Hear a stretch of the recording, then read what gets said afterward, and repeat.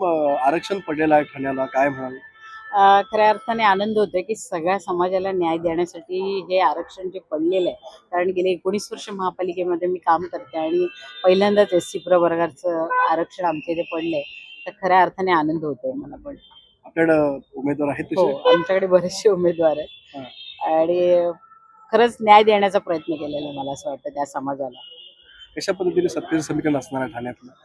आम्ही सत्तेची समीकरण मला असं वाटतं ठाण्यामध्ये तरी वन साइड आहेत आम्ही, कारण 75 सीट्स आमच्या आहेत आणि बिनविरोधच महापौर बसेल.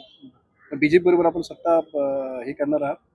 ते तर आता युतीमध्ये आहोत, तर मग ते समीकरणं जुळवायलाच लागतील. कारण महायुती आहे आमची आणि त्याच्यामध्ये युतीमध्ये सत्तेची समीकरणं नेहमीच बदलत असतात आणि त्यांनाही त्याच्यामध्ये सहभाग त्यांचा केला जाईल त्याच्यामध्ये. इतर काही छोटे पक्ष तुमच्याबरोबर आहेत असं कळतंय?